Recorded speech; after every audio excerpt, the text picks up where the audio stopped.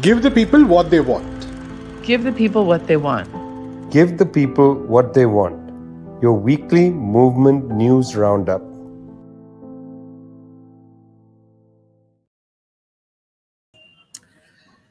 Hello, it's the 10th of February, and you are watching the 114th episode of Give the People What They Want, brought to you by People's Dispatch. That's Zoe and I. And Vijay from Globetrotter, who's not here today. He's on one of his reporting trips. We're looking forward to some very interesting stories coming out of those trips we should be talking about in the coming weeks. But speaking of this week, it has been quite quite a newsy week. A lot of developments, starting, for instance, with the hot air balloon, which caused so much drama. But there have been a lot of developments, some of them positive, some of them very depressing and heartbreaking. We'll be covering all of this in this episode.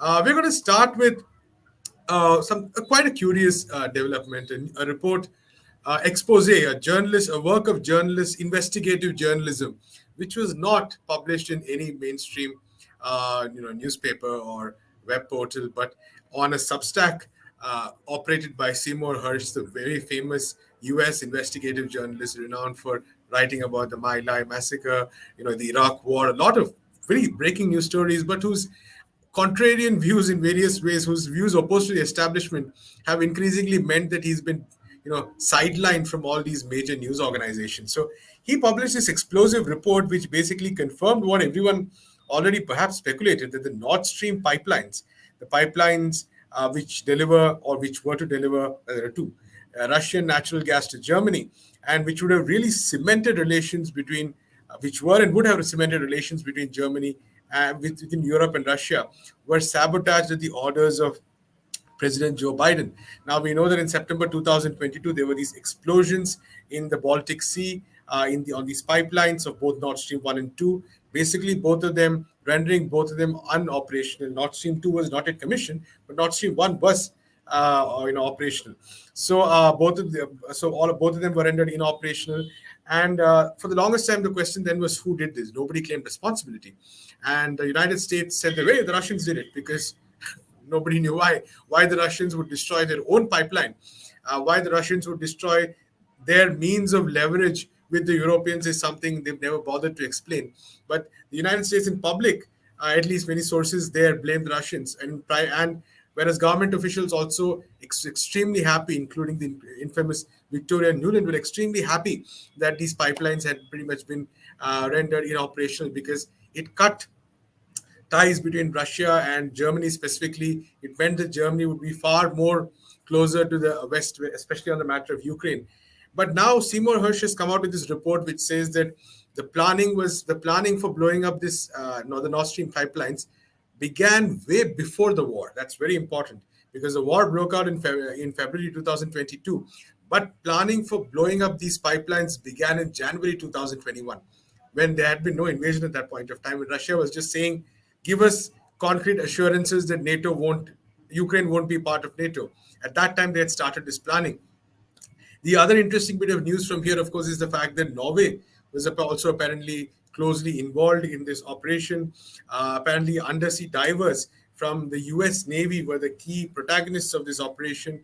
They went and placed explosive charges, and then a Norwegian plane dropped a sonar buoy, as it called, which was the last piece of the puzzle.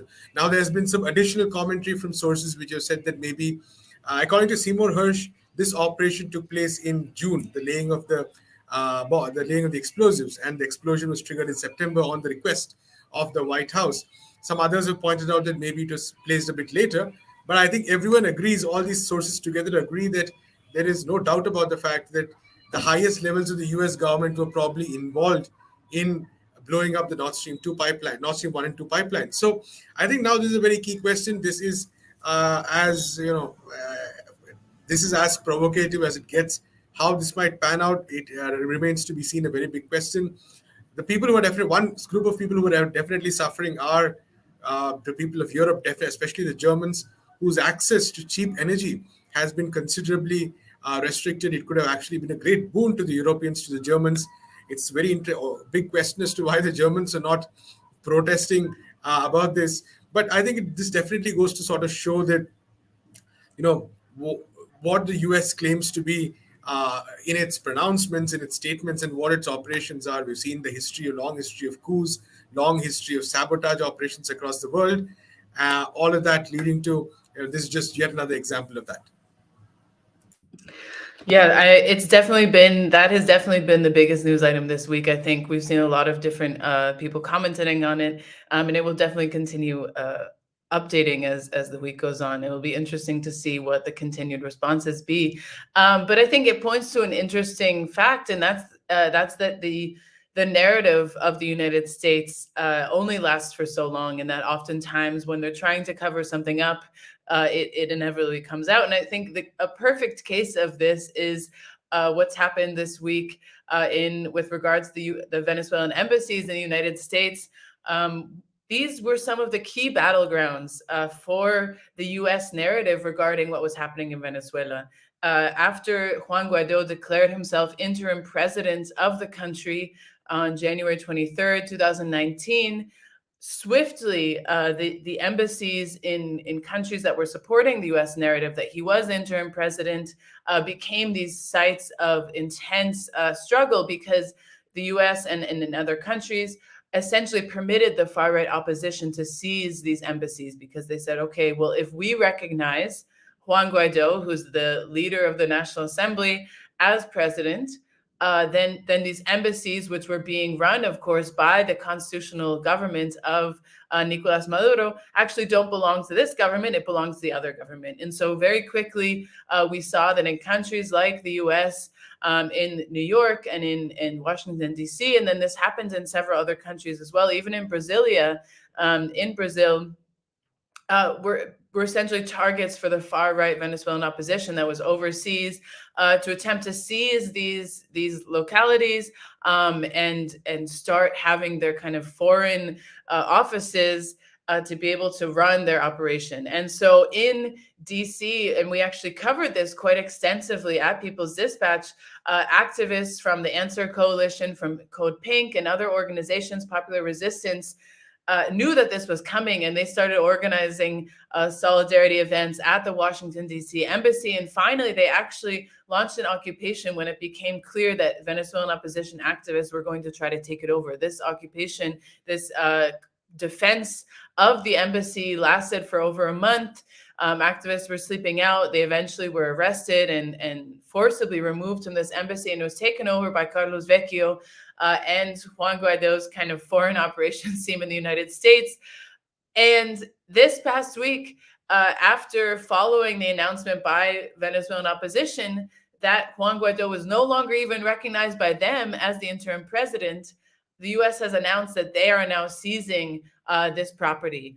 And this is quite interesting, because the fact that the U.S. has recognized this illegitimate claim of Juan Guaido for all this time and found itself backed into a corner last year, of course, when it then turned to Venezuela to ask for essentially crude oil, because they were seeing that their energy reserves were going to be in jeopardy with the war in Ukraine.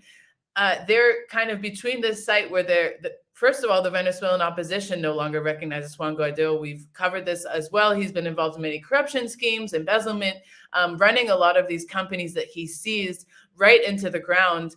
But then also the U.S. realizes that it actually has to do business with the government of Nicolas Maduro, which essentially undermines its own claim that it's not the legitimate government. So we see a very interesting situation developing where the U.S. is unable to sustain its own claim that the Juan Guaido is legitimate, and that his National Assembly is the legitimate representation of the Venezuelan people. This same opposition, of course, does not recognize Juan Guaido because they want to contest in the electoral process. They want to participate in Venezuelan democracy. They want to run their own candidates, and they cannot do that, actually, if they continue to say that that Nicolas Maduro is a false president, and that they don't recognize any of the country's institutions. So once again, we see this kind of crumbling of this narrative. The U.S. is unable to sustain it. Of course, now the majority of countries that had recognized Juan Guaido have now gone back and retaken ties with Nicolas Maduro's government. Of course, Honduras, Brazil, Colombia. So this whole narrative disappearing, and Venezuela is currently on an economic rebound. They're one of the only countries in the region that has seen economic growth in the past period. So definitely interesting developments there. Sorry, the mute. Zoe, you mentioned Venezuela, and we know, like you said, that Venezuelan government and people have been under intense attack from the United States over the past many years right now. But an interesting news development I saw was that the past few days, a relief team from Venezuela has landed in Turkey. A relief team in Venezuela has landed in Syria to help the victims of the earthquake. It's quite interesting that the Simon Bolivar task force, I believe it's called. It's quite interesting that even a country which is facing so much pressure is even then reaching out to its duty of international solidarity, fulfilling their duty. But we want to talk a bit about the earthquake because it's a horrific earthquake. We've all seen the visuals. I think over close to 22,000 people have died in Turkey and Syria. Horrifying visuals. Also, in between all this, a few stories of hope. People, working with almost nothing to rescue families. The kind of joy when a small child is rescued, or when people buried under the rubble are rescued. It's been truly, it's very bittersweet in some senses. But what I want to talk about is something slightly different, which is that very connected to the previous story, the impact US sanctions are having. People across the world trying to donate to those who are affected by the earthquake, finding that it has been extremely difficult to donate to Syria, for instance, because of US sanctions. Today morning, the news came that the US has temporarily eased some of these sanctions. It hasn't withdrawn them. It has just temporarily eased some of these sanctions to enable humanitarian aid, as they say. But the larger question really remains, and by now I think across the board, we've seen rights organizations, you've seen medical organizations, you've seen academic experts, you've seen the Syrian government, all of them saying that these sanctions which the US and its allies have imposed on Syria are affecting humanitarian work, they are affecting relief work. I believe one Syrian diplomat said that planes, cargo, even when countries are ready to offer aid, cargo planes don't want to carry that aid because they're afraid they'll be hit by sanctions.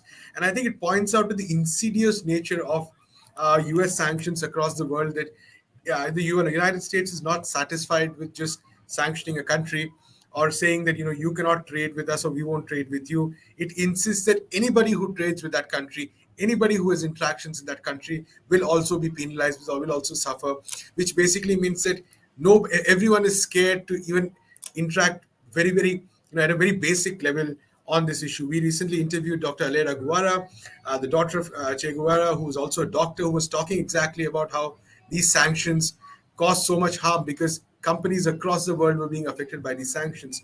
And even this latest US measure of relieving, temporary waiver as it is called, I think it's questionable how much it will work, because all these agencies will still be concerned whether in future there might be an impact even if they provide aid now. So very difficult situation. But like I said, it's impressive to see how some other countries have responded. Like I said, the Venezuelans have rushed aid. The Cubans, the Henry Reeve Brigade of doctors who provided such valuable aid during the pandemic across the world, they're they're right now where they're providing relief. We've seen Iran is offering aid, China is offering aid to both countries, which is important. Both Turkey and Syria are receiving aid from these countries.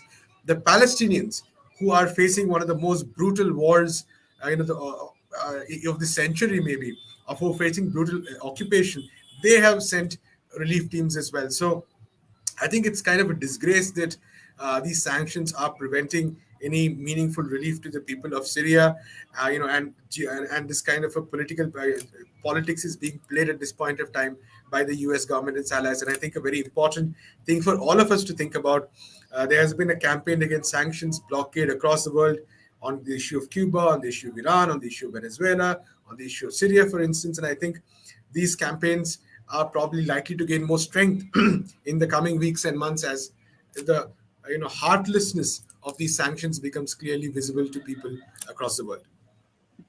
That's exactly right. And it's really criminalizing people's own desire to give solidarity. I mean, you say, how can I help? How can we help these people? And then there's just so many roadblocks. And I think people across the world have been feeling this as they're struggling to really respond to such a devastating situation.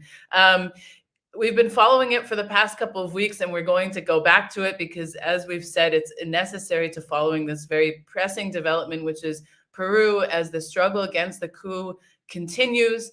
People continue to be on the streets. It's quite remarkable. Now, it's been over 2 months since Pedro Castillo was undemocratically taken out in a coup by the far-right Congress. And in those 2 months, the streets have just been alive in a way that I think the far right in the country, the US government, and of course the ruling class, the concentrated economic power, the media, did not expect. People have been not only mobilizing in their territories and areas where there's mass exclusion and economic marginalization, and where Pedro Castillo really received the bulk of his support and his votes, but also these people have traveled from this region to Lima, and it has since become the epicenter of these protests. Every single day, people are out on the streets to demand the resignation of Dina Boluarte, the dissolution of Congress, justice for the over 60 fatal victims of police violence and repression, and really for this constituent assembly, which continues to be the driving demand of the Peruvian people. It's interesting, just to give some updates. So this week, there was a very important interview carried out by El Salto Diario, a Spanish state a media project from Spain.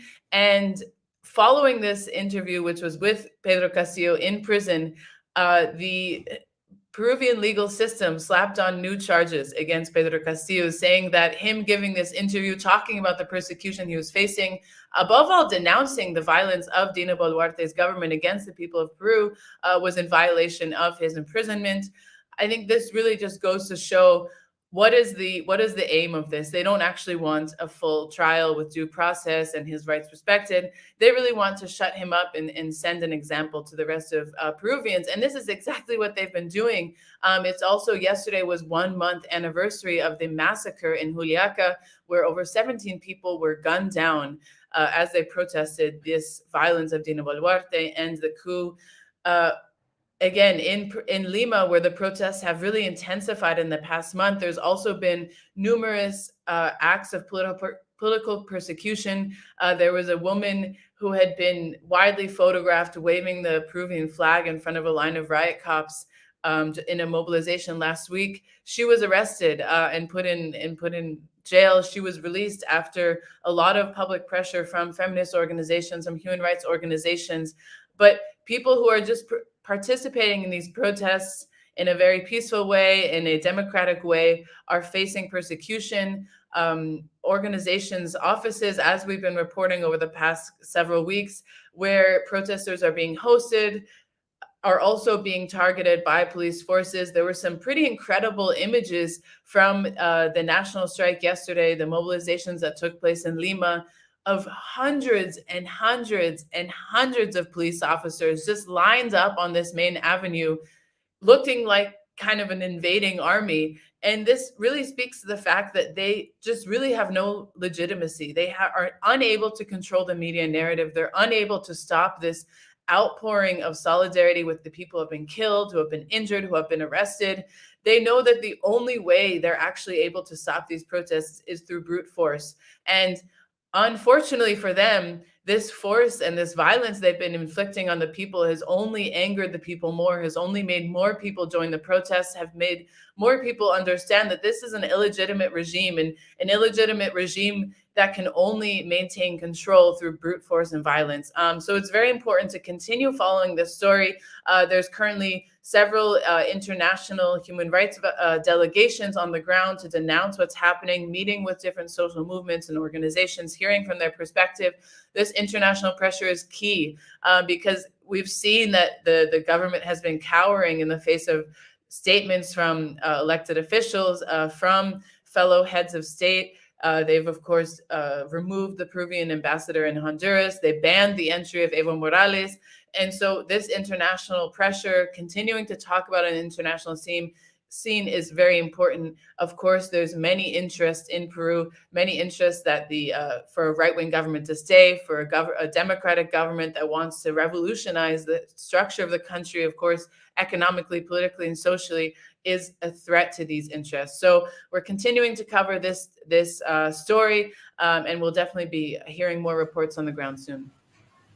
Right. You are, of course, watching Give the People What They Want, brought to you by People's Dispatch at Zoe and I. And Vijay, of course, who's from Globetrotter. He'll be back with us next week. Zoe's story, I think it's a story we've been covering so much, the protests in Peru. Quite very little reporting of that in, I think, what you would call the mainstream or corporate media. In fact, there's been not too much reports about that. We're trying to consistently bring out the voices on the ground to also show that these are not just spontaneous or random protests. These are actually people with a vision, with clear demands, who have been pressing on these demands for many weeks now. Interestingly, very similar, something quite similar taking place in another part of the world. We're talking about Somalia, where again, unfortunately, people facing repression for presenting a demand which has been kind of growing for some time. And we're talking about what is called Somaliland, which is a self-proclaimed independent country, part of Somalia. It's not been recognized by most countries in the world. And Somaliland, of course, has its own military. But there are sections in the areas Somaliland has taken over in recent times who are now demanding that they be reunited with Somalia. So there's especially this region called the SSC, Sulsanag and Kane, where actually protests have been going on for many, many weeks now. They intensified specifically in December. At that time, the Somaliland forces killed, I believe, around 20 people, but that did not stop the protests, and they in fact intensified. In one of the key cities, Los Anod, there was a massive gathering that took place, a meeting that took place, which decided that the SSC region would no longer be part of Somaliland, and they wanted to be reunited with Somalia. And at this point, the Somaliland forces reportedly once again intensified their assault, leading to a huge number of deaths. We're talking about, I believe, hundreds being killed and many, many more injured after this attack took place on the city of Los Anod. We have a story from our reporter, Pawan Kulkarni, who's spoken to a nurse who is in that city, who's talking about the brutality of these attacks. Hospitals are under attack, ambulances are under attack. People, in fact, she was talking, for instance, about a pregnant woman who, in the process of delivery, apparently died due to these attacks as well. And Somaliland forces have been making these attacks, but in the face of, I think, popular opposition, they've also been retreating. In fact, the latest reports say that the town of Ube, which is around 390 kilometers to the north of Los Anod, there's a military base that was supposedly there, which is, and the uprising has reached Ube, and it has been vacated by Somaliland forces. So a very interesting set of developments taking place there. I mean, we've talked about, in the past episodes, we talked about how the whole of the Horn of Africa is seeing quite a bit of reorganization. We've seen the Ethiopian civil war, the TPLF being defeated, the Ethiopian government trying to establish some kind of stability there. And now in Somaliland, in Somalia, we see that the forces which sort of advocated fissures, which advocated, splitting a country, are also now a bit on the back foot. So what does this mean, this sort of emergence of unionist tendencies, as you would call them? What does it mean for the Horn of Africa? Very, very interesting moment, because I think in the Horn of Africa, there are now a lot of forces which are recognizing that it is essential that there be greater unity, there be greater cohesion between the countries of the region, that space not be given for Western interests, especially to have a free say. There's a lot of oil, of course, is a key factor in Somaliland as well. We talked about that in a previous episode. The involvement, I believe, of a French company, if I'm not mistaken. So, and the US military is, of course, also interested in Somaliland, of course. How would it not be? But this is a very important moment, I think, for the whole of the Horn of Africa. So we'll be following this story very closely. Unfortunately, a great deal of brutality visited upon the people of the SSC area. But it seems that the protests are going strong, likely to push back against the Somaliland forces, and whether this will lead to greater cohesion, greater integration, the rise of such forces in Somalia, a very, very open question. So we'll be following that story closely. Well, the integration in the Global South is definitely one of the most pressing issues that we need to be covering today, and we continue to do this both in the Horn of Africa and, of course, in Latin America. Right now, Lula da Silva the president of Brazil, is currently visiting the United States in a very highly anticipated visit. Lula himself is a leader who's committed to an internationalist perspective, committed to a multilateral vision of the world, a vision which sees the importance of Latin American integration, but also he is, above all, a very, very sharp and astute statesman. And he has maintained, during his presidency in the 2000s, he maintained very good relationship with the US, not in a way that was always caving to the US interests, but remaining, keeping this diplomatic relationship. And so today he is meeting with Joe Biden. He also has a series of meetings with Democratic representatives.